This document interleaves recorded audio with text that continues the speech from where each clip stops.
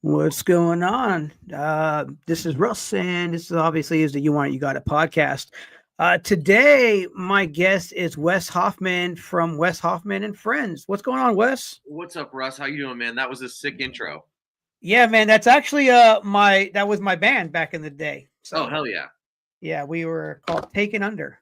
And the chorus, obviously, You Want It, You Got It, is where I got the podcast name from. So yeah, dude, I was curious about that because there's a band that we're really good friends with that we went on a tour with them a couple months ago. They're called Taken Days, and they're from California, and they have a song that says "You want it, you got it," but it's more like "You want it, you got it." It's a little bit more. It's not as heavy. Well, the Taken Days, one of the guys from Taken Days is fighting these fires in California, correct?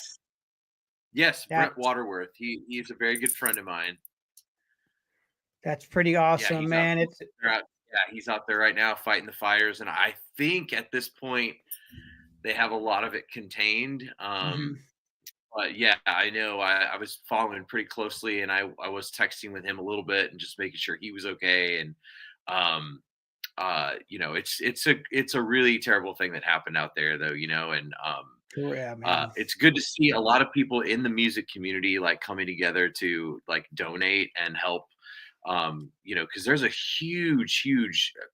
I mean, California is kind of like the dream of to go out there and play music. You know, that's like where all the cool bands, you know, all the cool bands like NoFX and Green Day and Ivy and Rancid. You know, all those bands like came from that area, and The Offspring, like so many good bands came from out there. So it's you know, it's really sad to kind of see what happened there. And I hope that there will be some kind of preventative measures to be taken. I don't know what we can do, you know. No. I mean, obviously we've heard all the stories from the fire itself, and then now we see people that are starting their own little fires, and it's crazy to see all this. I have seen, like you said, the music community. Like I saw Metallica donated $500,000. POD just did a show down in and they did all their proceeds, and then a lot of the hardcore bands are doing the same thing. All their shows are just going to, especially the LA hardcore bands, like and punk rock bands. All their show monies, or they're designing a shirt, and all proceeds go to the firefighters, which is pretty cool, man. That's pretty cool. So yeah, absolutely. So Wes, tell me about yourself, man. Like, how long you been doing the music thing?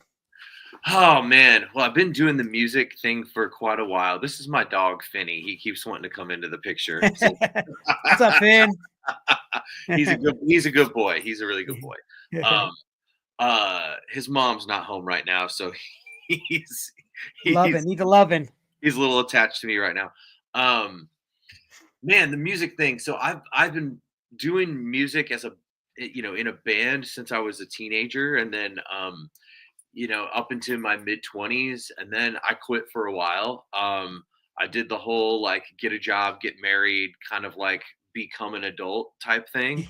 And I was like, just those like conditioning beliefs that you have that like, you know, that you don't break out of right away, that you're like, okay, I should stop playing music. I should kind of get serious about my career and my job. And like this music's not making me any money. What's the point? I kind of that fell into that method of thinking.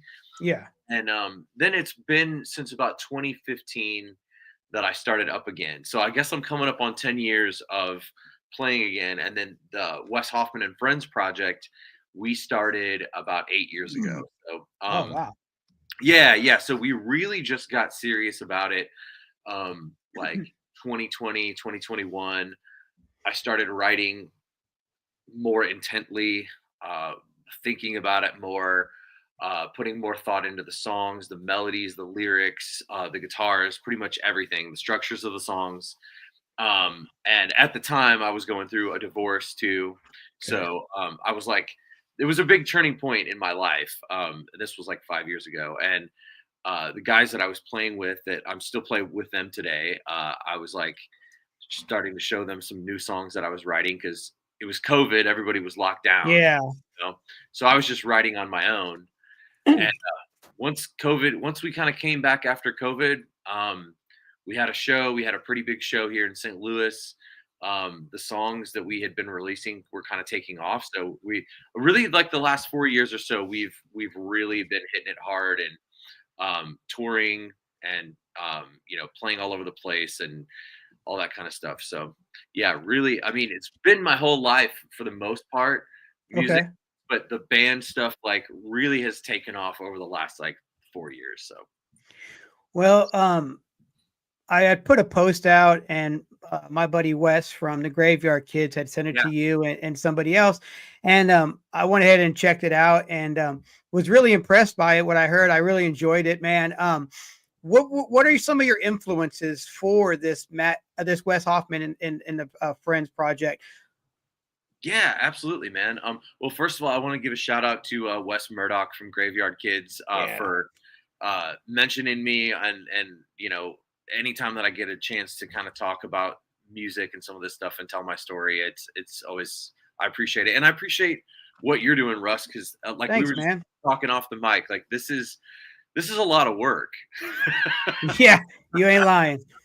So I appreciate what you do, and I always tell people that are doing podcasting or photography or videography or whatever it is that might not be actual music, but it's like in the music community, it's just as important as being in a band. You know what I mean? It all is the same thing. It's all part of the same thing. So but yeah, man, influences older bands like MxPx is one of my favorite all-time bands. Still to this day, I listen to MxPx. I listen to their new stuff. I listen to their old stuff.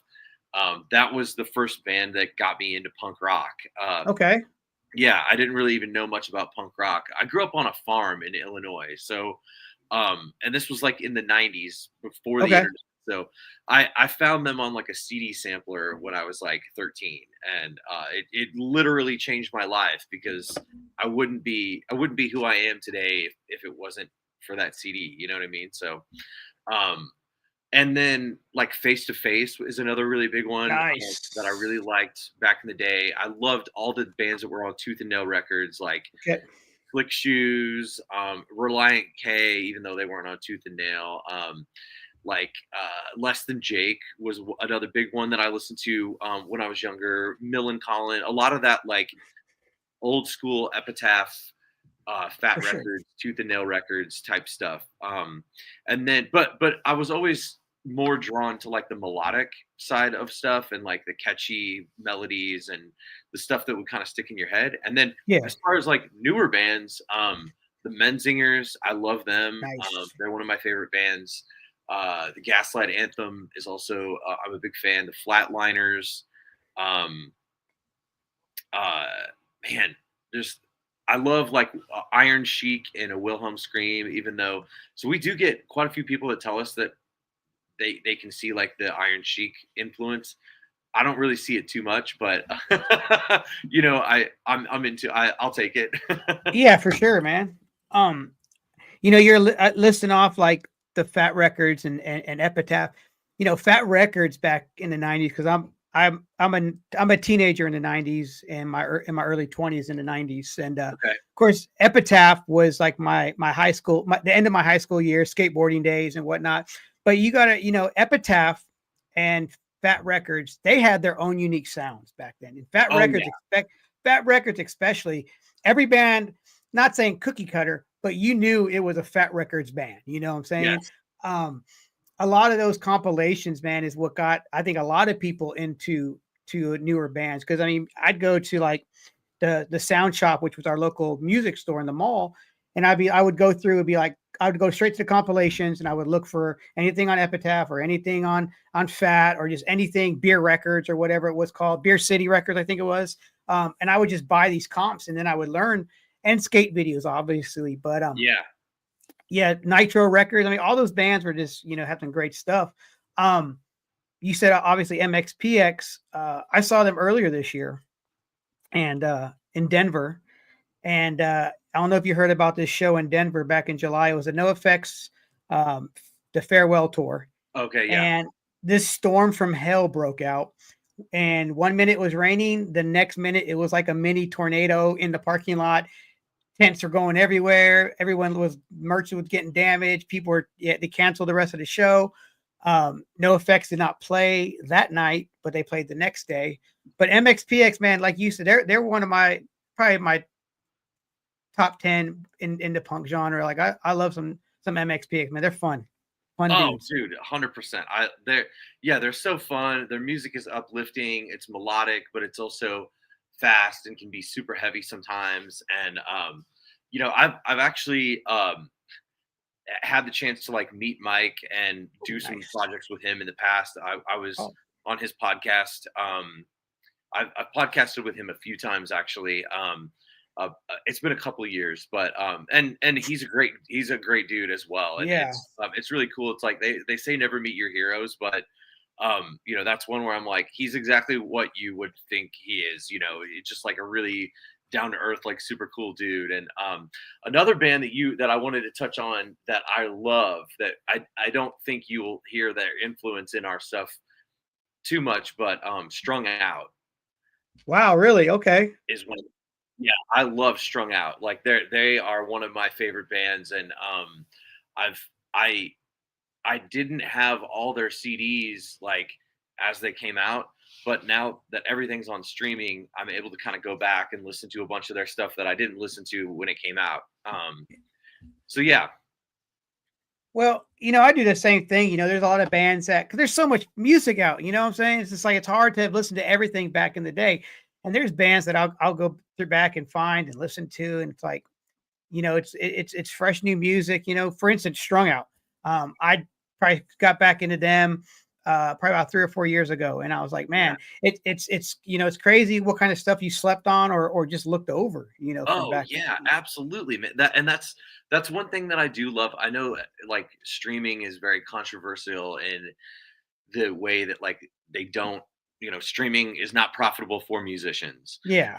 But I do love it as a discovery tool. And even in the way another band that I never really liked them when they came out.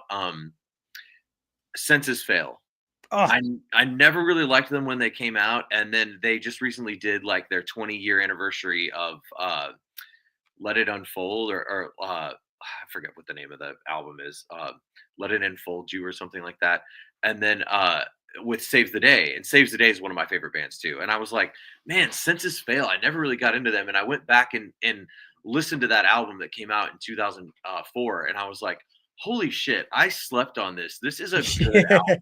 You know what I mean? Like, I love that. I like, because it ends up, and as you get older, you become more open. I've become more open-minded anyway. And you get, maybe when I was younger and that came out, I was just like, that's really my thing, and just dismissed it. And then you come back to it with a new mindset, and you're like, oh, this is really good. I really slept on this, Like, yeah. And, I think it's like, as I get older, I appreciate music a lot more than I did when I was younger.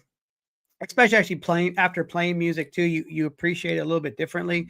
And then I'll go back and listen to these other bands. I'm like, what was I doing? Like, this music was good. I was just being an ass, and be like, oh no, Yeah. But you said Senses Fail, like their first album, From the Depths of Dreams, which was a great album. They had that song.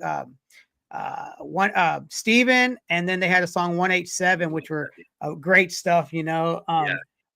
And that's kind of where I kind of like stopped. I just listened to that one. I'm not trying to say, oh, that's the best, that's the only album I'm listening to.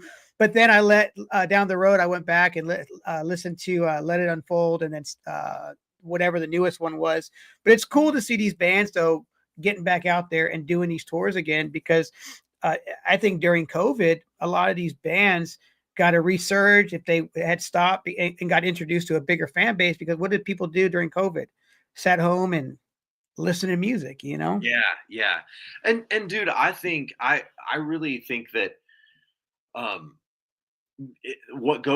everything comes back around, you know what I mean? Like Mhm. all these bands like the Get Up Kids and Hawthorne Heights and these bands that were bigger when we were 20 years ago, 25 years ago, Save the Yeah. Day, Shoo, Set Sail, 25 years ago. even Under Oath, me and my best friend Jacob just went and saw Under Oath did their 20-year anniversary of They're Only Chasing Yeah. Safety. And it's like all of this kind of comes back around because it's like it was really big when it came out, and then it kind of like dies down and it fizzles out. And then Mhm. it's long enough that it like now all these bands that we loved when we were younger have hit the nostalgia point where it's like I hate to say it, but it's almost like classic rock for us. You know what I mean? Yeah. It's like how the bands were for our parents. Like when I was growing up, my parents loved like stuff from the 70s and the 60s, and it's like how that stuff is for us now what it is for them. And now there's even like um in St. Louis here, and I have mixed feelings about it, but we have a ton of like tribute bands here now that are doing Okay. like old Taking Back Sunday and My Chemical Romance and Alkaline Trio stuff. And it's all these cover bands that are doing these big like emo nights where Yeah, emo nights are huge right now. yeah. And when I was younger, when I was like in my early 20s, we would go to like 80s night and we would go to 80s Yeah. music, you know what I mean? And it was like a special night where it was like there was no cover and beer was like $1 and it was, Yeah. on a Wednesday night. And when you're 23, you don't, you can stay out until 1 in the morning on a Wednesday night.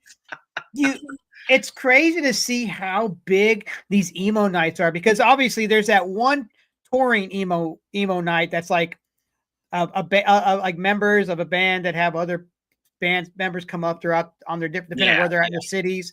But then after that, but then there's also just emo nights for at bars all the time. Like in Nashville, there's a bunch of emo nights with people playing the music. Like they'll get like a lot of local talent and like, all right, you'll play bass on this song and this song, you play drums on this song, and you sing on these songs. And they do that with emo nights. They do it with like new metal night. They'll do it with like industrial. Like they do all these different genres, but it's the same core people, and it's success every night. It's pretty cool. yeah, it is really cool, and it shows that people do want to go out and see live music played.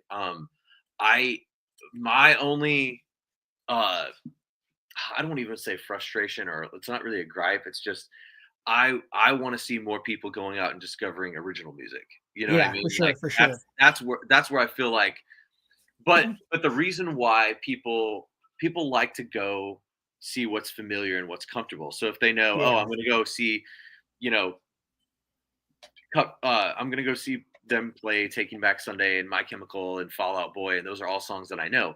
People are more hesitant to go see a band that they don't know, even in their hometown, Yeah. even if it's happening every night. You know what I mean? And it's just it's harder. It's harder to for guys like us who are playing original music and we're going out and touring and trying to get people to come out to shows. It's creating a lot of competition for us to get Yeah. some of those people that might want to come to our how do we get those people who are willing to go out and see new music to come see original music instead of the songs that they've heard a bunch of times. So that's Y- kind of what I'm trying to try I the nut that I'm trying to crack.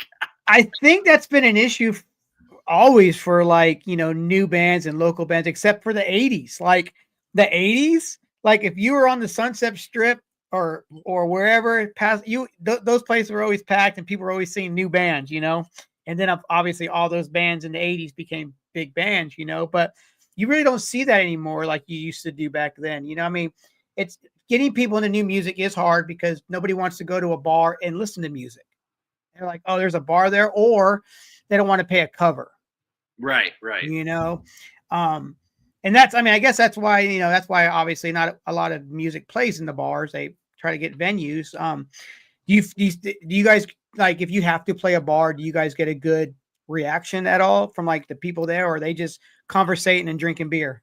Yeah. I mean, that's a good question, man. We mostly play, uh, especially when we tour. We mostly play venue shows, you know what I mean? Where it's Yeah. like the show that we're doing in Nashville is with Graveyard Kids and the Catastrophes and Second Self, and it's like people that will be at that show are there to see local music. Um, we've played bar shows and stuff like that, and they're Yeah. the thing that's cool about bar shows is like you usually get paid like decently, Mhm. and you usually don't have to like it's like you're over in the corner like and you're like the entertainment for the night, you know what I mean? Yeah. And the bar already knows that people are coming in, and it's we played a bar in New York, and it was definitely like a bar show where it was like nobody really knew who we were, and we were on tour with this band called Tired Radio, and we're just kind of in the corner on the stage, and yeah, there's well over 100 people there, and they're all playing pool and drinking beer, and but there was like a decent amount of 20 to 30 people kind of right in front of the stage that were like really into it, and so yeah, it's a mix, and it's kind of a crapshoot of if we play this bar show, we know there's people there. Um, and maybe there's no cover, so they're just there, and it's like a captive audience. But how do we win them over then? You know what I mean? And so that's kind of the big one there. Yeah, because like you said, if you're there, you're the entertainment. People are going to be there regardless. And obviously you may bring a few people, but they already know they're going to have their core people. There is a bar in Nashville called I think it's called Flavors, or maybe it's not there anymore. It's called Flavors. It's a 90s bar, okay? But they have live shows there, like local bands will play. And basically it's free, obviously, because it's Broadway and off of Broadway. So there's never any covers in downtown, because at the bar, you just walk in, so you're not making no door money. So you got to split with the bartender, and you're just there like for entertainment purposes, just like Nashville. So no one's really checking you out. The people that do check you out are normally the people that are already there because you invited them or they knew you were playing. But it's Nashville's a good scene though. As otherwise for like local, there's a good local scene in Nashville. A lot of local venue, like you got Dark Matter, The Yeah. End. Which have you ever played The End? We played the Inn once. Yep. It's a great venue, man. I finally got to play there in 2019. I was in a band at the time called Guerrilla Warfare, not to Okay. be mistaken with the new Guerrilla Warfare that's out there. But we played with Agnostic Front and Oh, hell yeah. Slapshot, and it Oh, was hell right. yeah. Yeah, so it was right before hell broke loose with COVID, and but that was the first time I ever got to play there, and the last, and I was happy to be there. Yeah. But so you've been around for a little while. So back in like the early 2000s, did you ever come to Nashville to a venue called the Muse? No. I've Oh, never been to the Muse. We just started touring when in like 2022. So this is like going okay, on our one, two, three. So this is going on our fourth year now. okay. But yeah, dude, our first show in Nashville was at the End, and Oh, wow, okay. yeah, and I had always seen like one thing that is really cool, and I'm really thankful and grateful for at this point in my life. I'm gonna be 42 in a couple months, Okay. and yeah. So I figured we were maybe around the same age. Yeah. I'm actually I'm 49. Oh, okay, cool. Yeah. So close enough. Yeah, for sure. I mean, that's the whole era in the 90s. I know what you're talking about. Yeah. So. So, dude, I used to see the End on every tour poster, like on every when I was younger, I would look at like where my favorite band's playing, and I would look to see if they're playing St. Louis, and sometimes they would be, sometimes they wouldn't, but I would always see the End, Nashville, Yeah. and I was like, I want to play at the End someday, and now it's been a really cool thing that I'm really thankful and grateful, and I have to stop sometimes and remember like I'm checking off a lot of places that I've wanted to play, like the End is one of them. X-Ray Arcade was one that's like it's a little bit newer, but it's up in Milwaukee that I had Okay. wanted to play for a really long time. The Bottleneck in Lawrence, Kansas is another that we're going to go play in December. I'm trying to think of some other places that like recently that we've played that I really wanted to, but yeah, the End was definitely one that was on my list that I was like, I really want to play there someday. Yeah, it's definitely a cool venue, and it's crazy because like I am from here. I've been in Clarksville for going on 32 years now, and I always thought the end was always there, but the end only opened up like at the end of the 90s or beginning of Yeah, 2000s. yeah, So like me, I'm like, oh, this is always, but no, it hasn't been. There's a venue that I used to go to all the time. It's called 328 Performance Hall, and that was the premium venue to go see shows. It was like I saw Fugazi there and Descendants there, and early oh yeah. Marilyn Manson there, and all these different bands, Helmet, and it was a great venue. But guess what happened? It got tore down, and a hotel took its place. Ah, it's the Yeah. worst. So, but no, it was cool. Um, it's cool to see all these venues. Like you said, you look on flyers and see all these ones. Like me personally, I always wanted to play CBGBs or go to CBGBs. Never got to. Did you ever go there or check it out? No, I did not get Nah. to go to CBGB's. We are going to gonna play 924 Gilman in Gilman. California. Oh, guess Yeah. what? I meant to tell you. I'm going to be in Cali, in that area. I leave the 17th, and you guys are going to be there the 16th. Yes. So because that's where I'm from. I'm from San Francisco originally. Okay. So I'm going back home to visit family. And I saw on your tour poster, I was like, oh shit, they're going to be on Gilman. And that's going to be stretching it because nobody in my family would be like, I want to go to that. My siblings would know, but I'm going to try my damnedest. I'll be like, I've never got to go to Gilman.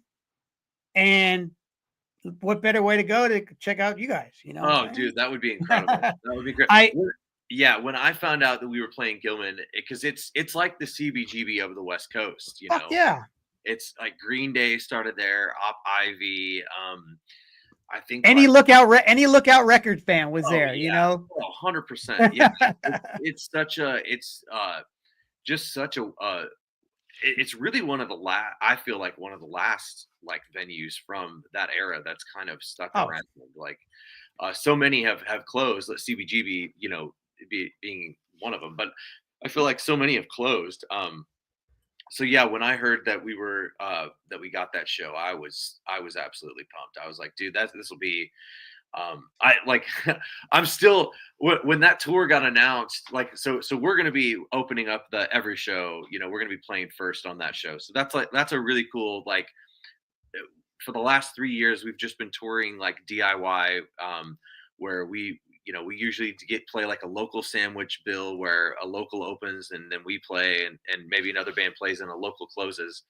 And this is like our first full package tour with like we're supporting the headliner, we're the opening band every night, and so it's really like a big step for us. Like we're really excited about it. oh yeah. But that would be like that trip in and of itself, just by the fact that we were going to play Gilman was like enough for me to want to go. I was like, I had a moment of imposter syndrome when like a flyer was sent to me.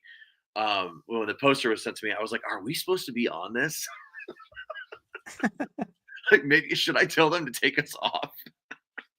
I just looked at that flyer, and also I'm stupid. I thought you guys were playing The End, and I was like, oh, you guys ever heard of Dark Matter? You're playing Dark Matter. I thought you were playing The End.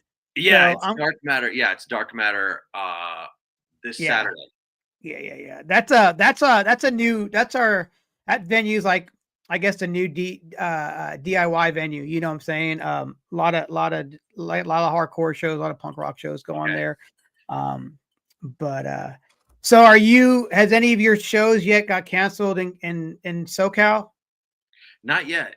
From what I can tell, from where the venues are, the fires hadn't reached that point. So yeah. And that tour is actually Brent from Taking Days is on that tour as well. So I just saw that. Okay. Yeah. So I'm not trying to not saying this in a negative way, but if these fires wouldn't have happened, I probably wouldn't have never heard of this the Taken Days band, because before I knew you guys were doing stuff with them, I had heard because people just were posting I was seeing posts all over the place about this dude, which is way rad, you know. And because I guess they had a show, the other night, and the whole crowd, like they were like, you know, gave a shout out, and so that was really cool. So St. Louis, man, tell me about the St. Louis scene. Like, I remember Fubar, that was a venue, right? Yeah, Fubar is closed, and now it's called Red Flag. Like the owner, it just moved down the street. The owner opened up a new place called Red Flag. Okay, yeah. And it's a bigger venue. We actually just played there. It's new, right? It's newer. It's like newer. Yeah. I want to say they opened. I want to say they didn't even open pre. They were planning to open like in 2020, but I don't think they got to because of COVID. And then they started doing shows like late 2020, 2021 maybe. So yeah, it's a big venue. It's like 1,000 cap venue. But we've played there a couple times. Luckily every time that we've played there, we've had a really good crowd. Because sometimes when you play venues that big, if it's a small crowd, it doesn't feel like, even if you have a 50 people there, it still feels kind of empty. Yeah. We played some big shows there. We opened for Fear. Wow. A couple of years ago, and then we played there with the Mad Caddies and the Iron Roses. Oh, nice. Past summer. Yeah, and then we did we did like an album play where we played our album from front to back just this past November. So yeah, it's the St. Louis scene, man. I have on my shirt 314 Punk. Okay. The St. Louis area code 314. Okay.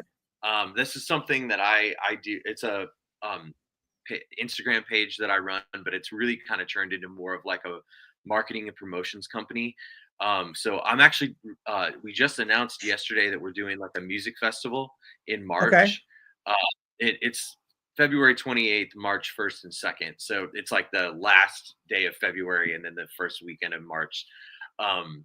So we're going through the same way that I said that like things kind of like, take their course and they get really popular and they come in waves. Like, we're going through that in St. Louis right now. Like in the early 2000s, like music in St. Louis was like, local music in St. Louis was huge. Like Story of the Year is from here. And when they got signed to a major label and like just completely blew up, people started paying more attention to like the music scene here, and everybody was really excited. And there were awesome shows all the time.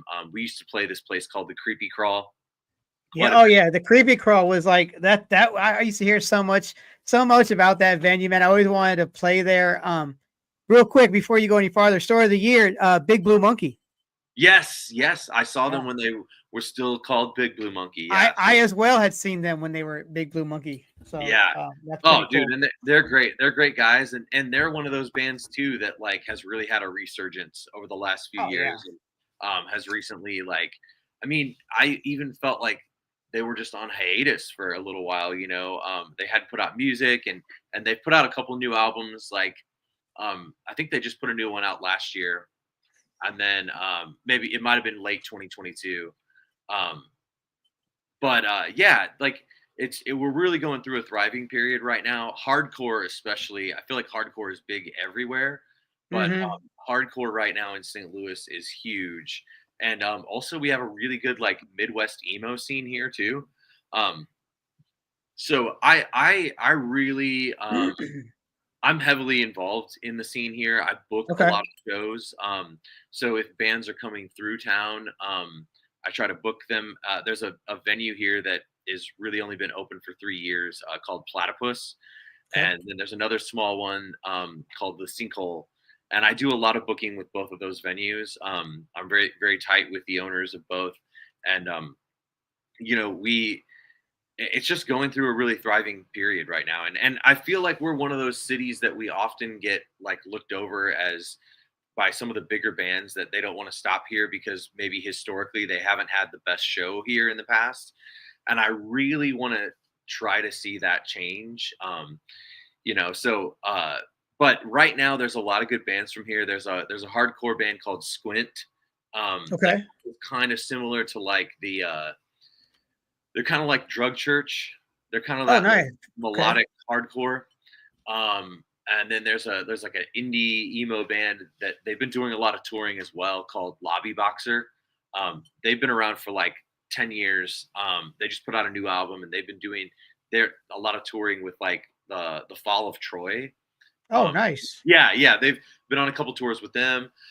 Foxing is another band that's from here that's like, they've been around for like 10 years now. So there's really a lot happening. I really feel like we're in a period of just thriving. Like there's a lot of bands and everybody's really excited about the bands right now. So Well, one thing, living in the Nashville area, this interstate right here, it takes you from Nashville to St. Louis.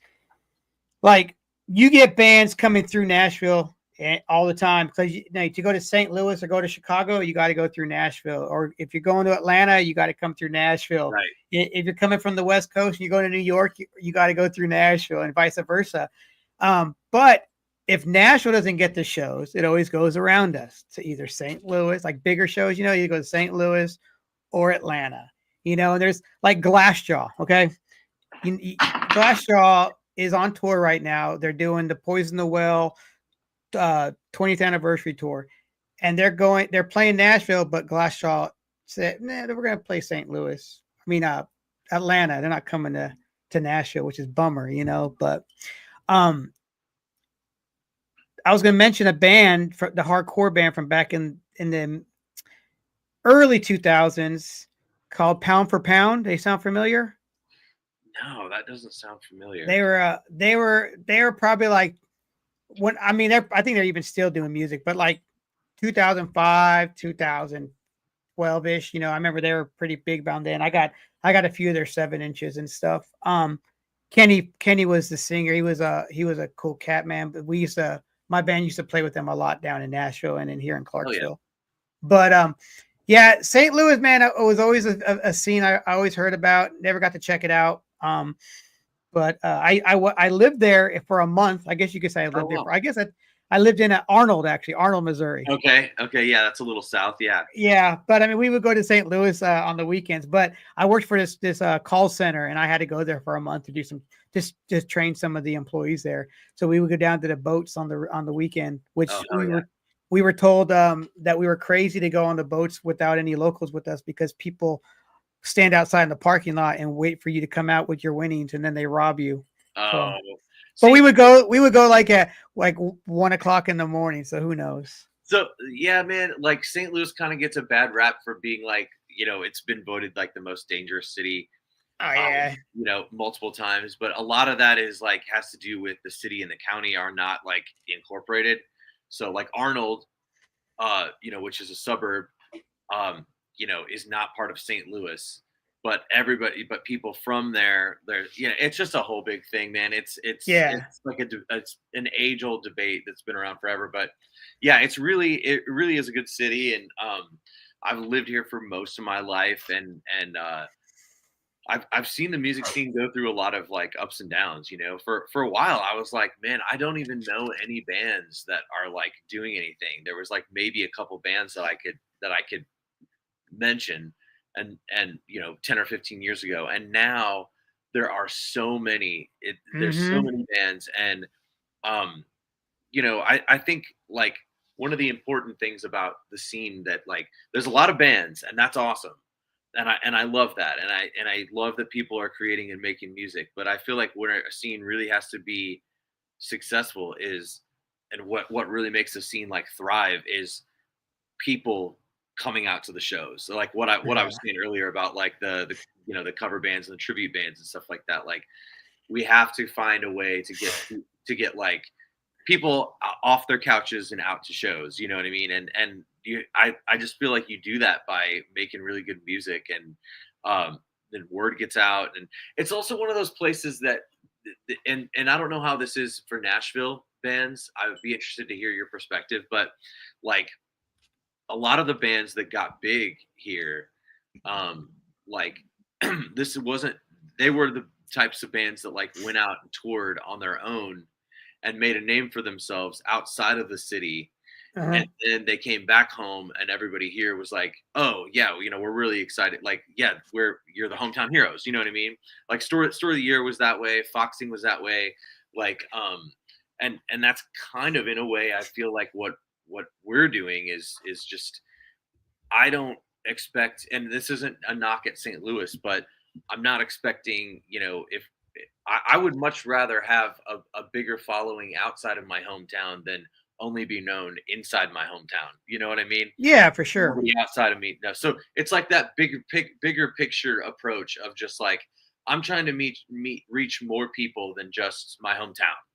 I'm trying to go outside and reach a larger group of people. And there's, St. Louis isn't the biggest city. So it's like the percentage of people that actually like our music is probably a lot smaller than a place like Chicago or Nashville or LA.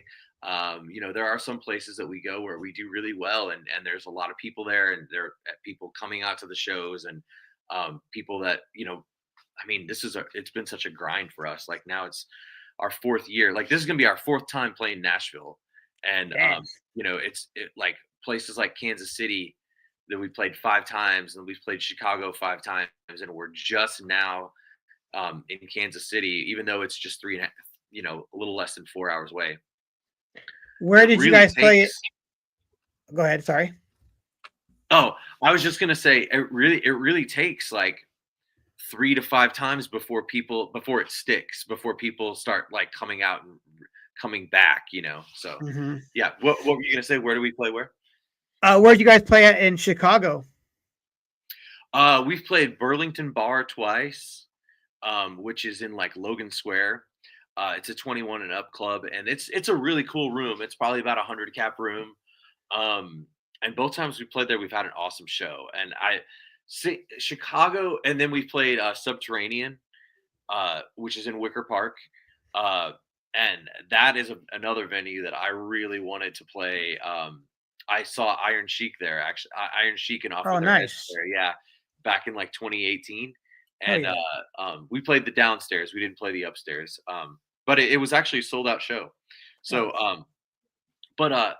yeah, man, Chicago has so many good bands in general, but like especially pop punk and punk rock. Like you've got Knuckle Puck, you've got newer bands like Knuckle Puck, Real Friends, Sincere Engineer, and then you've got Alkaline Trio, Rise Against, Fallout Boy.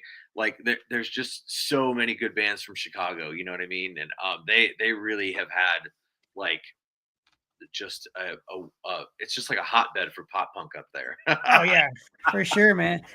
You were saying about like the Nashville scene, about local bands going off and doing their thing, and they do that. They did that as well. Make a name for themselves, but also too, like I remember back in like the early 2000s, like we had a huge hardcore scene. I mean, we still have a huge hardcore scene down there, but like everybody, like even all the touring bands and the local bands were all friends and stuff. So everybody, like local bands, would be like, "Oh, we want them on this. We want these guys on the openers," and then word of mouth would get out there about these local bands.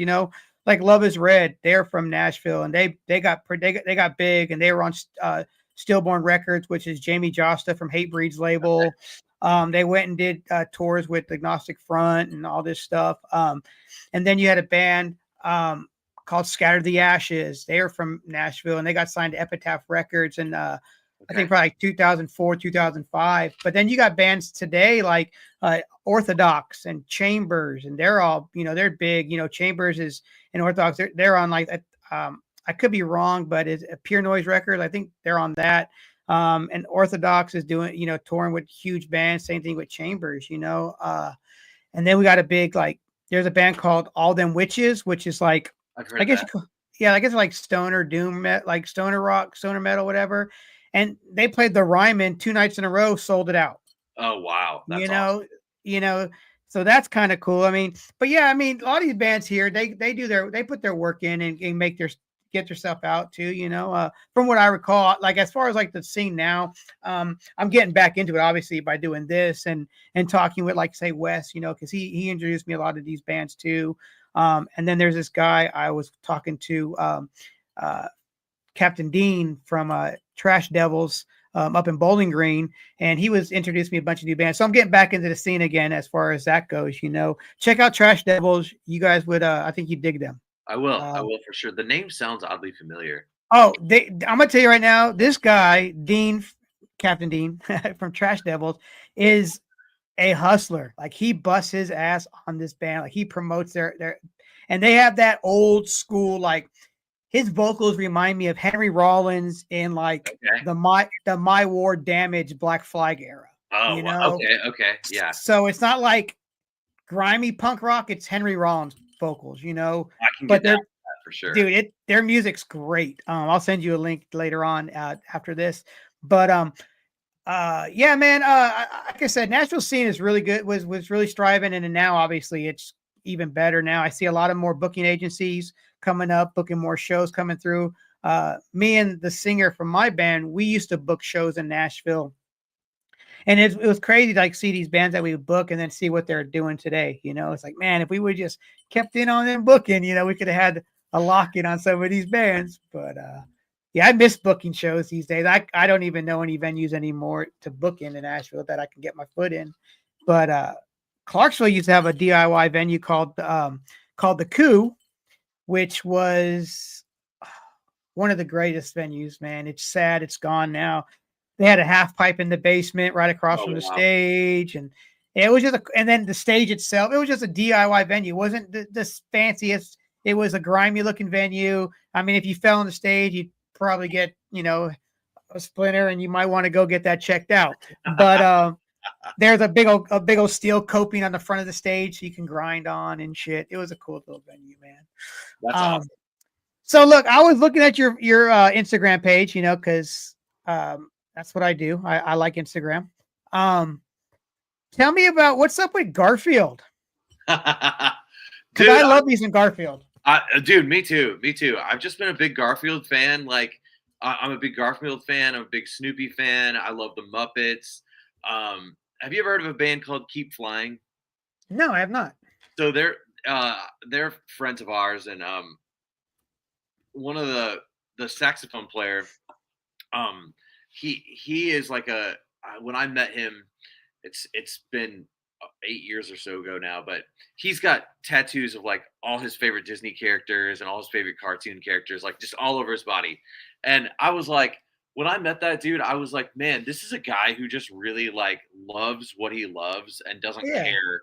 And that really, like, just kind of seeing somebody who loves those things, I was like, you know what? I need to stop thinking that I can't. Like, our generation has, I feel like we grow older in age, but we haven't necessarily like grown up. Like, I still love Teenage Mutant Ninja Turtles and like all these cartoons that I did when I was a kid. And I'm like, why don't I incorporate, I have Garfield toys and stuff at my studio, and I collected Funko Pops for a really long time. And I have like Snoopy. I've got a Snoopy tattoo. I don't know if you can see it, or how I can get it on there, but I don't know if I'm gonna do it. But anyways, I have a Snoopy tattoo, and I'm like, why don't I incorporate some of this stuff into like the band merch? You know what I mean? Like, this is Garfield. It was just like such a comforting. I think I just find a lot of comfort in those things. Like, yeah, for sure. I still watch old G.I. Joe reruns on YouTube and stuff that I watched when I was a kid, because it's comforting and it feels good. And those Garfield shirts, I didn't realize how fast I was going to sell, because like we're going on tour this weekend, and I'm like, man, I'm out of like some of the sizes, and but yeah, everybody really was into that, and the shirts that we did, and we'll have them on tour. We'll have them on tour, but get them as soon as you can, because sizes and quantities are very limited. Yeah, I saw that. And I was like, oh, that's fucking epic, man. It's who does your graphic design stuff? So that one was a guy, the Garfield one was a guy named Chris Mollett. If you look him up on Instagram, it's Youth X Energy. Yep, got it right here. Yeah, Youth X Energy. And he does all kinds of bootleg designs. So Oh yeah. I hit Oh, him up and I was like, "Hey, dude, can you do an awesome Garfield shirt for us?" And he sent me that. It originally had more colors in it, but for like t-shirt printing purposes, we had to get it down to 3 colors. But yeah, he knocked it out of the park on that one. dude, I like bootleg shirts, man. There's a guy in from Nashville, and he's his name is TV Snack Break, and he does like instead of Out Comes a Wolf with like Rancid Out Comes the Wolves, he did it's Urkel and Out Comes the Nerds, Oh, and that's it's awesome. he has Urkel sitting on the steps like this, you know. I bought a black flag for one from him, but instead it has a black flag bars, but instead of saying black flags, it says some band. Oh, I love Um, that. he has a Garfield one, which is pretty dope. It's well, what is it? I gotta find it. I don't care. He has Snoopy ones and uh, everything from like Ren and Stimpy. He does all the Alf, which I love me some Oh, I Alf. love Alf. Yeah, I Oh, love it's that kid. it's a it's he did Less Than Jake's Hello Rockview, and it's Less Than John Hello Garfield. I love that. I'm gonna Yeah, have to find. I'll have to find him and add him on Instagram. I just tagged you in that post with the Garfield one. Okay, hell yeah. But yeah, man, I love that kind of stuff, man. But like you said, you know, watching the old stuff, I go back and like I was watching the old. I went back and watched Alf, and like for the first season, and I'm like, man, I remember this episode from when I was a kid. You know, it's like that stuff just Oh yeah. sticks with you. You know, and I don't care if people say nostalgia is flooded right now. I love nostalgia. You know, Oh, I do too. I do too. it's my comfort. It's my comfort zone. Me too. And right now, man, with the internet, I remember for a long time you couldn't watch old Teenage Mutant Ninja Turtle stuff or GI Joe and now I mean I watch really obscure stuff like Biker Mice from Mars and the Toxic Crusaders and Yeah, stuff like that. You know, and I love to watch it just for 10 minutes before I'm going to bed because it just like puts me in a good mood and I love to go to sleep that way and it's just like super comforting and yeah I think it's just about you know liking the things that you like and yeah, not being afraid you know because for a long time I just thought well I'm an adult I shouldn't like those things I shouldn't have toys around my office or like posters of this kind of stuff and now that I'm older I'm like it makes me happy you know what I mean yeah. You know, and that's you know, and you think about it when we were younger and stuff. And I say this often, and I'm sure you can look at it too. Our age, when we were younger, people that were our age currently didn't look like what we look like now. right You know, exactly at like for instance, there's a Parenthood, the Steve Martin movie. In that movie, he's grayed out yeah and looks like an old man, and he was 42 years old doing that movie, and I'm like, yeah wow, you know. yeah But you know, you gotta stay young at heart. You know, you do as long as you're taking care of your responsibilities, who cares what you look like, what you doing, what you collecting, you know? And I think that's where I think our parents' generation kind of and maybe a little bit younger than them, kind of like lost that. They lost that gleam, you know, they lost that childhood in them, you know. Yeah, yeah, and I think sometimes even my parents, and no disrespect to I highly doubt my parents would listen to this, but no disrespect to them, but like sometimes I feel like they don't understand like why are you still doing this music thing? You know what I mean? Like, and I don't have any kids. Like I'm divorced. Me and my girlfriend live together. We rent a house. Like I don't have really. I'm in a really good place in my life where I don't have a ton of responsibilities. You know, there's Yeah. not a lot of people that are dependent on me. And I have the ability to do this thing that, you know, when I was in my early 20s, I toured a little bit, but like now I kind of have like more of the wisdom of how to do this. And I understand a little bit more how the music industry works and how to book shows and how to make them somewhat successful, Yeah. you know, and how to navigate kind of the business side. And I didn't know that 20 years ago. So you know, and this is, I think, really, it comes down to like, who do you want to be and what do you want to do in your life? And what, you know, like, it doesn't really matter what anybody else thinks as long, you know, Yeah. even if it is your parents, like, this is what I want to do with my life. And I know it's not, I know that when I get older, I might not have the energy or the health or whatever to do this, so I want to do it now, you know? And you're gonna have those stories too, you know? Um, it's kinda like, damn it, I had it on tip of my tongue what I was gonna say. I Yeah, that sucks. Anyway, talked too long, didn't I?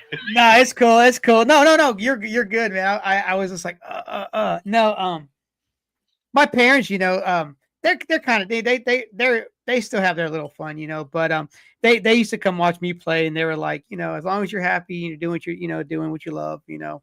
Um, what I was gonna say, that's what I was gonna say was when people come up to you and they're like, "Oh, you still listen to that?" or "You still doing that?" I'm like, "What? I can't listen to the same music I listened to when I was younger? Like, why can't I?" You know, Yeah, they're older too, just like I'm older. You know, it's like all the like look at the Stones. You know, they're people don't say that they don't say that about people who listen to the Rolling Stones. Like, oh, you still right. listen to the Stones? Or the But people, Beatles.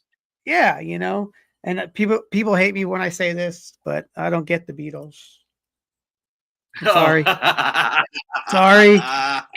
I will say Hey, this man. though, I'm a George Harrison fan though. I do like George Harrison. Oh, I do love George. Yeah, I love Yeah. George. But No, man, I get the Beatles. I respect it, but it just wasn't my thing. I've on the same point that you've had, like, I've had people that are my age or in our age group that they think it's awesome that I'm doing this. You know what I mean? Yeah. That like they think it's really cool that they're like, oh man, I think it's like really cool that you're out here doing this. My cousins came out and they're my age. One of them's a little bit older, and they were like, it's really awesome that you're just out here doing your thing that you loved to do when you were younger, and you're still doing Hmm. it, and you didn't like lose that in just the course of like being an adult. Yeah. You You know, know, and so some people say, you know, when you got to grow up, but I am grown, and guess what? I'm living my best life. I said I'm living my best life. Oh, so Wes, man, what kind of movies you into? Whew. Okay, Every here's a better question. What is your go-to movie? uh my go-to movie, dude, I'm into all kinds of movies.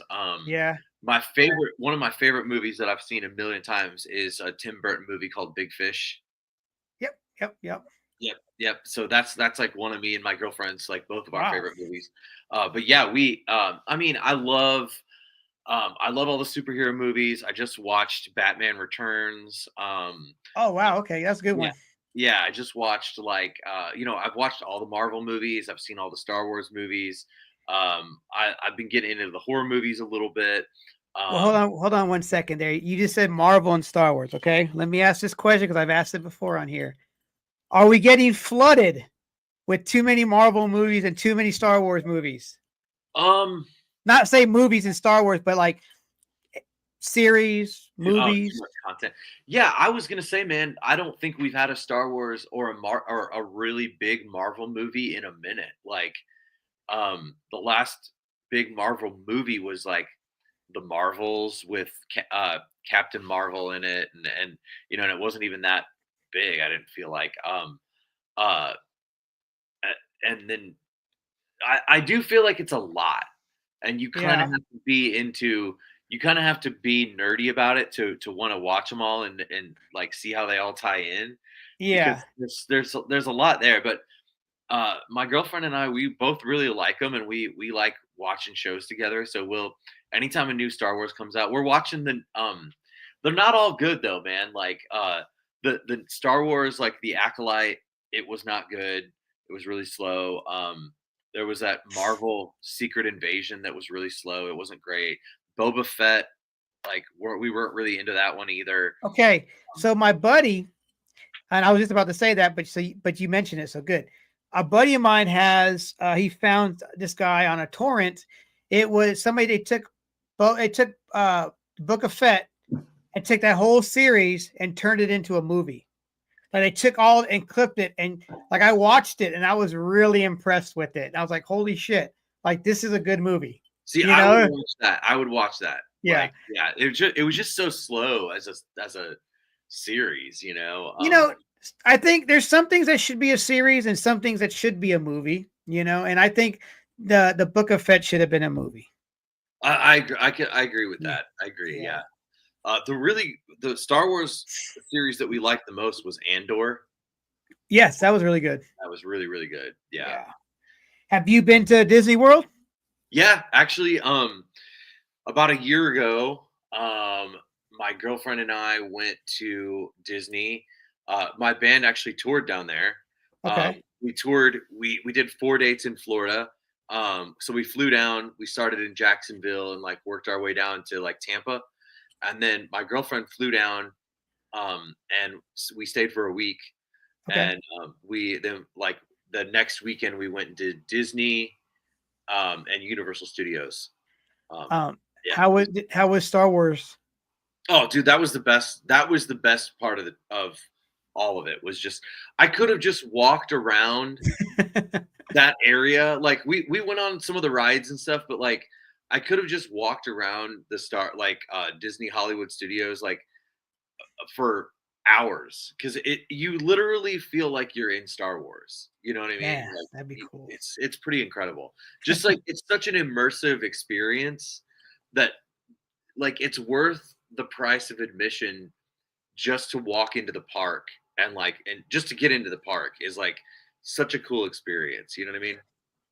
And it's crazy because like if you want to ride the rides and you got to one, either get there early enough or get the fast pass, or you got to go a couple different days because you're not gonna be able to ride everything in one day. Right. I went there. My buddy was living in Tampa for a while, and we went to Universal Studios. And that was pretty cool. Universal Studios pretty cool. Got to see it was right before they opened up the Harry Potter world there. Oh, Harry Potter world is also really cool. I want to go. Is it Disney LA or Universal LA that has Mario World? Or it's Mario Universal, I think. Yeah. Well, I want to check that out. And then Japan, is it Japan or Korea? Japan, I think it's Japan, or somewhere that has actually a Mario or a Nintendo themed park, like of all the Mario characters and stuff. And like, it's like it looks like you're walking around a Mario game. That's awesome. The little mushrooms and shit and all that stuff. Yeah, it'd be kind of cool. That's super cool. Yeah, I never got to I never went to Disney World. I went to Disneyland when I was like 8 years old. I remember Captain EO, the Michael Jackson ride. Yeah, I saw Captain EO when I was a kid. Yep. Oh man, I don't remember it, but I remember seeing this. I remember the image of like there was a poster of him. Because at that time, obviously Michael Jackson was like the coolest thing ever. Every kid loved Michael Jackson. I still love Michael Jackson. What am I talking about? I'm a huge Michael Jackson fan and a Prince fan. I love me some Prince. Oh, Prince is incredible, dude. He was such an amazing guitarist. I don't think people realize how good he was at the guitar. Like he was so good. I was watching something with him on playing the bass, and I'm like, Jesus, man, this guy can. What can he play? I mean, he played what I think on the first album he played like 21 instruments. Like he played everything. Wild. I can barely play one instrument. and he said when he recorded that record, he didn't know to play them. He just did. He got the sound he wanted to get the sound out of those instruments. Yeah. Right. And he shopped that record to so many different labels, and everybody turned them down. And then of course they picked it up, and everybody from those other labels that turned him down probably got fired because he became the biggest thing. Yeah. I was lucky enough to see the man twice. I got to see him 2 times. So cool. That's amazing, man. That's awesome. I had I tell my Prince story. I got to see Prince twice, but my buddy I interviewed that I've known since Germany when I was living over there in 7th grade. He lives in Atlanta now, and he saw Prince in a 1,000-cap venue. Wow. He was stage center watching this man. God.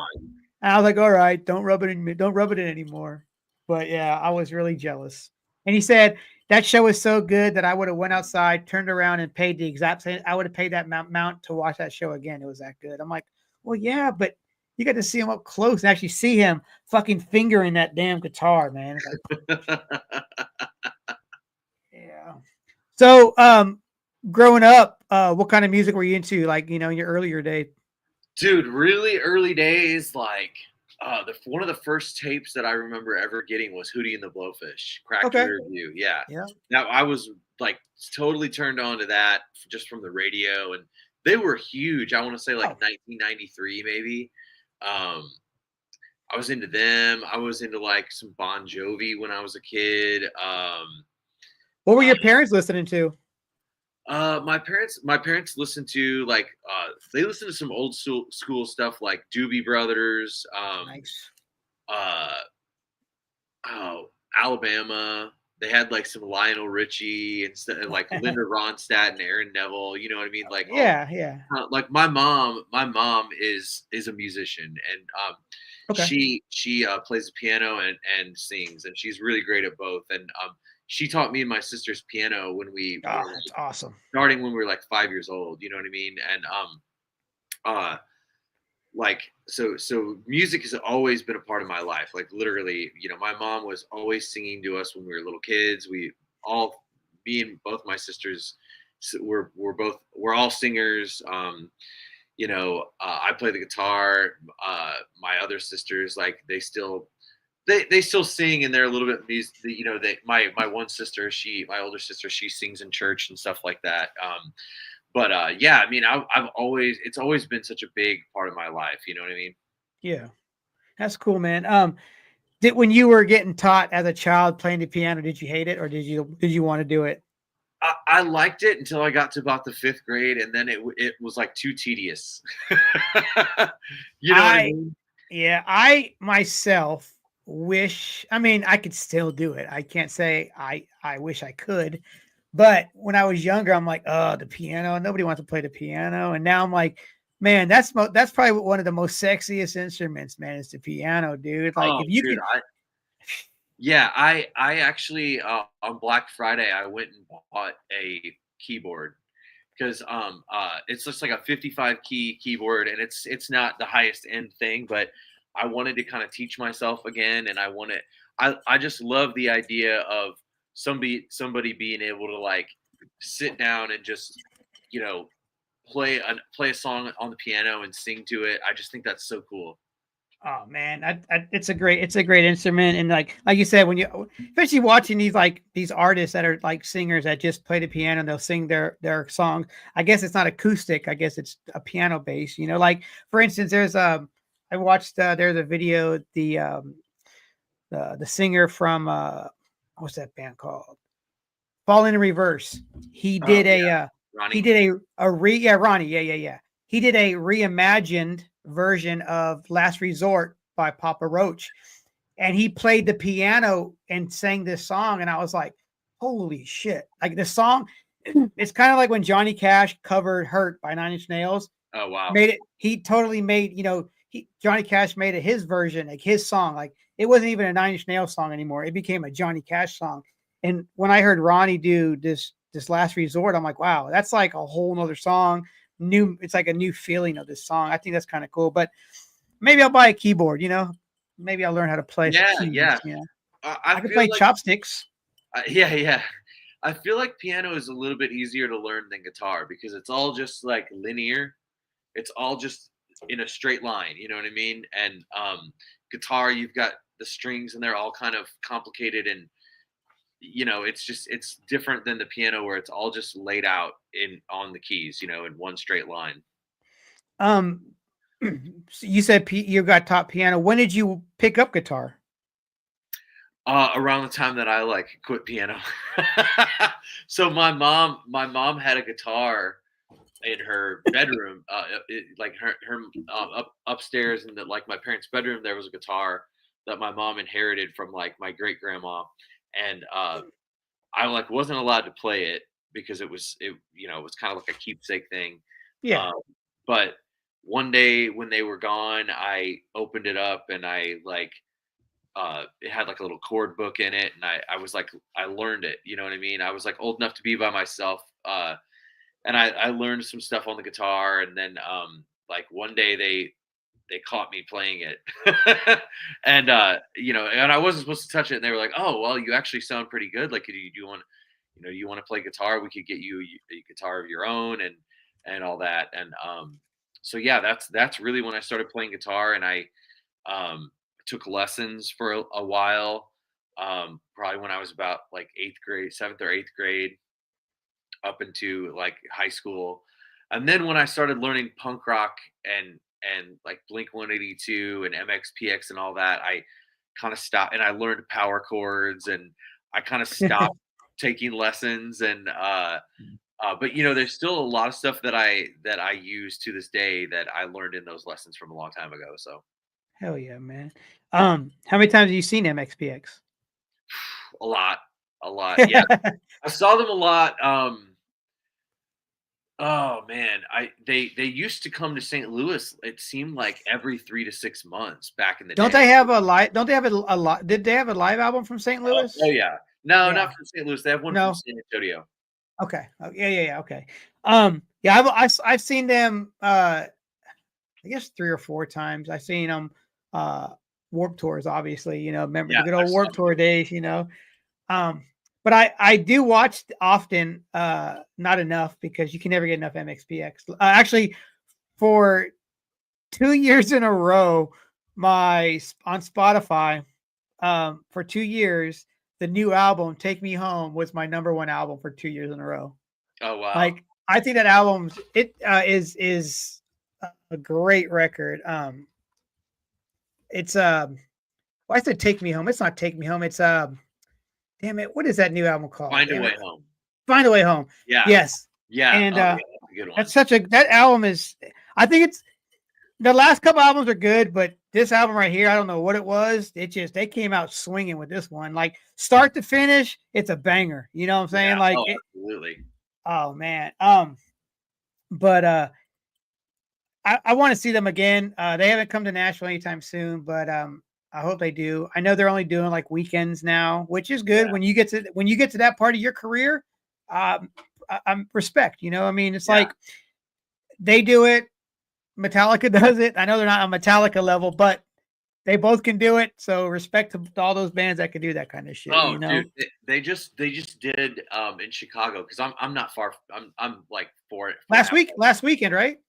It was in December, but Okay. yeah, they just did like 2 weekends and 2 nights in Chicago, Friday, Mhm. Saturday night. Both of them sold out with the Ataris, and then they just did like Houston. They did 2 shows in Houston, or they did Dallas, and then they did Houston. And yeah, man, that's kind of the dream, right? It's like fly into a city, play 2 sold out shows, and then fly and make a bunch of money and then fly home. Like, I mean, how do you? I mean, how do you do that? I mean, if you're only doing the weekends, I guess you have a way to get you have a rig that takes all your gear there because you got your touring,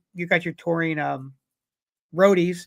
So I mean, you guys pack up your shit and the roadies take it out there, and then you just fly in, do your show, and then yes, or yeah. maybe they rent gear from somewhere out there. So I don't know how they do it. Yeah, I always thought about that. I mean, I know, like, for instance, Metallica and Iron Maiden and those kind of bands. Like Metallica has like stuff in Australia. They got stuff in the UK, and I'm like, must be nice to be able to. Oh yeah, we don't need to take our stuff. We'll just fly in. We got our stuff already over here. And same thing with Iron Maiden. They got. I mean, but when you're that big, you got shit everywhere. Yeah. Oh yeah. Yeah. Absolutely. Are you into like? Say any '80s hair metal? I definitely went through an '80s hair metal phase in high school. Like, I mean, that stuff is so. I love the guitars from that era. You know what I Oh, mean? those are some shredders back then, man. Oh, dude, and I mean, some of the stuff like Metallica's like stuff is not. I've learned a few like Metallica solos from like some of their like it's not super super intricate, but some of those other bands, man, from back then, like their stuff is super intricate and super like you could. It's not like punk rock. Like anybody can pick up a guitar now and play a Green Day song. You know what Oh I mean? yeah. Like anybody can pick up a guitar and learn a Blink song, or something like that, because it's all power chords. But those guys back then was like there were so many hair metal bands back then. Yeah. And like Yeah. everybody was like kind of doing the Van Halen style, like and they really like I feel like we kind of I hope that that genre doesn't get lost in history because like those guys were like actually taking the instrument and like doing and learning it and practicing. You don't get that good without practicing. You know what I Oh mean? no, man. And I hate when people say, like, for instance, we just, talk about Van Halen. And I hate how people say Eddie's son Wolfgang is only big because of for his dad. I'm like, no, this fucking kid can shred. Like you just don't just because your dad is who your dad is doesn't mean you didn't put the work in to learn this instrument. Like Right. like that kid can play like his dad, and Van Halen, that song Eruption, Oh yeah. that intro, that intro. Think about when that album came out. Like that was like some head of a time stuff going on there, what he was writing. I was like, that riff is still hard as shit, Yeah. Oh yeah, for you sure, know. dude. But no, like you said, like that's one thing, I, it's crazy because like hair metal, I've seen a lot. Like I was huge into hair metal. I'm still a fan, still a fan. But it's like those bands are still touring, and I give them mad respect. I mean, some of them are in their 60s. They're still doing their thing, Yeah. and Yeah. but then you go to Europe, and in Europe, hair metal, like that music is still huge over there. And there's so many bands currently that are big, like back in the 80s over in Europe. You got like this band called Crash Diet, which is crazy, and like always, but the hair metal scene in Europe, or actually the music scene in Europe, is just insane itself. Um, what kind of bands, like, besides punk rock, are you into? Are you into, like, country or anything like that too? Yeah. I mean, I can kind of get into anything. Yeah, good music's good music. Yeah, absolutely, absolutely. I can get into like heavier music. I think it's really cool, like bands like Knocked Loose and Turnstile and Drug Church. Bands like that are getting really bigger, like a lot bigger now. But then I'm also really into like I've just started listening to like a bunch of Billie Eilish, like just a lot of her stuff, like Olivia and Rodriguez is good. Olivia Rodrigo, she's good. yeah, yeah, She's like good. and Chapel Rowan is good. yeah, yeah. I mean, like I can get into like some just normal pop stuff, and then Yeah. my girlfriend listens to a lot of like singer songwriter stuff. So like we went and saw Charlie Crockett. I don't know if Oh, you're nice. Yeah, yeah, I know. Yep, yep. him. He just looks cool, man. Oh yeah, dude, he's super cool. And so like people like that and like Waxahachie, I don't know if you've heard of her, but like, some singer songwriter stuff like that I'm definitely into. Yeah, I interviewed a singer songwriter a couple weeks back. His name is Cole Greenwald, and he's a up and coming country artist, I guess you'd call him. He's more like on the folk blues side, like kind of folk rocky, but influenced with country and stuff. He was a songwriter, and then he started playing music and stuff. And I think he has it, man. He has a great sound. He has a song called More Like 32, which is about, he's from in Kentucky, this coal mining town or coal mining county, and him and his dad wrote this song about coal miners, and it's a really good song. I mean, it's catchy as hell, man. Super catchy. Like for like 3 weeks straight, it was just stuck in my head after he sent it to me, Oh, man. that's And but yeah, like I said, good music's good music. I listen to yeah. anything, And if I don't like it, I'm not gonna listen to it. yeah, and I'm the same way. Like I definitely gravitate toward punk rock more than anything else. But I am really big on like I can respect and appreciate it, good music's good music, like you said. So Yeah.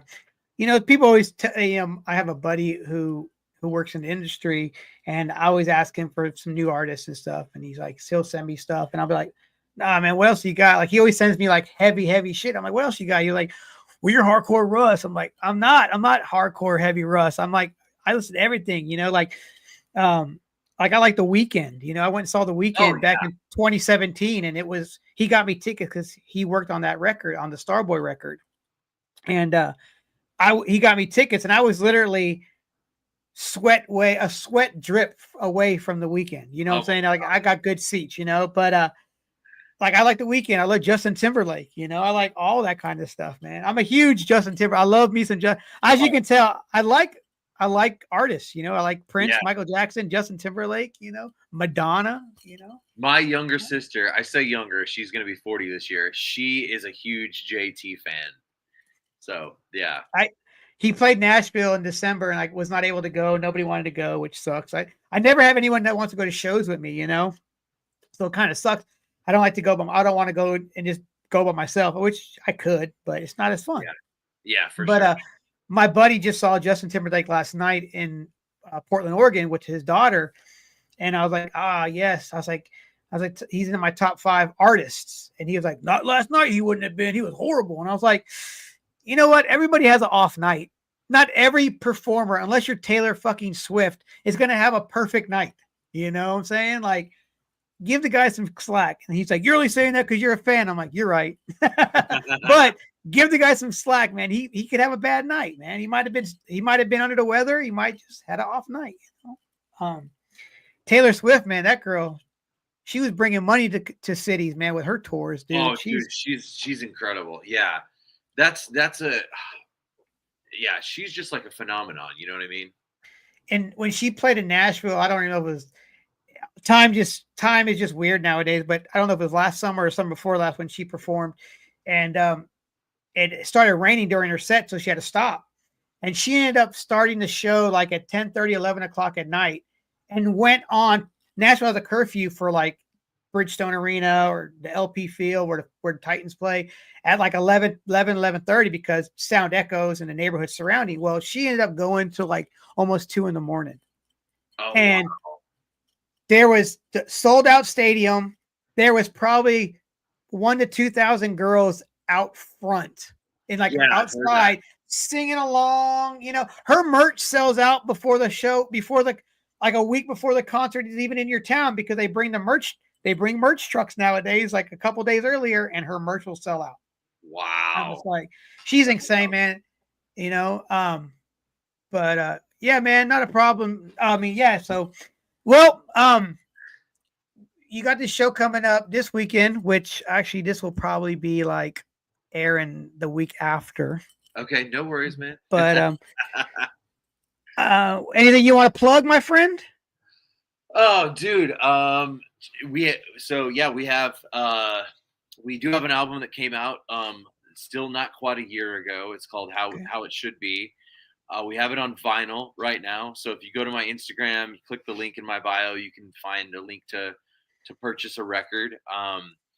Yeah, that's really the biggest thing that we're pushing. We are touring a little bit. We're going down to Florida in February for Sanford Punk Fest. It's in Orlando area, and then in March we're hitting the West Coast with Taken Days versus the World and Counterpunch for a week. So I'm really stoked about that. If you got any listeners out on the West Coast, so for sure, man. What's and last thing, what is the at the end of the day, what does Wes Hoffman want to do with the band?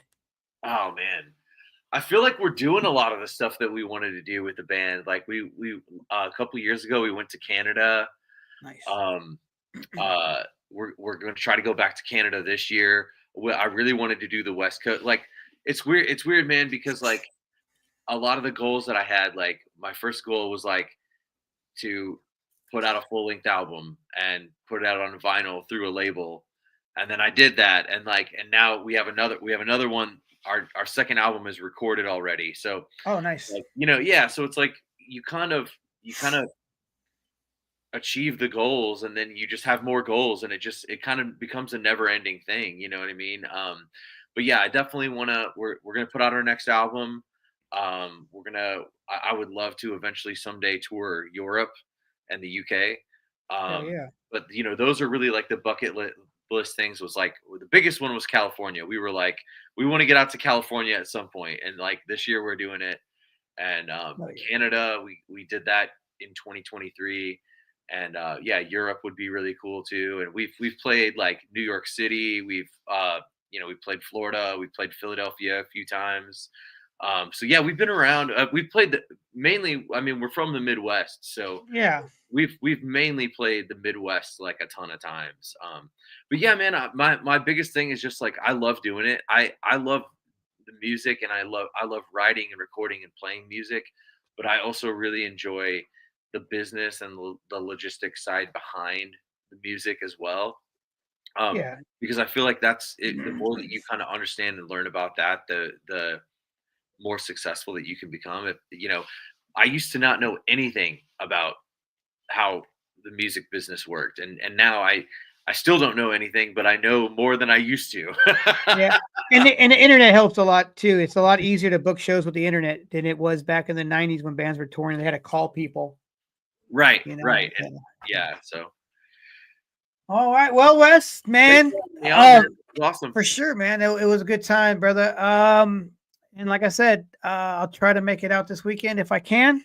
If not, I suck. No. All right, man. Well, Wes, take it easy, my friend, and you have yourself a good one, homie. You too, brother. Peace. Peace.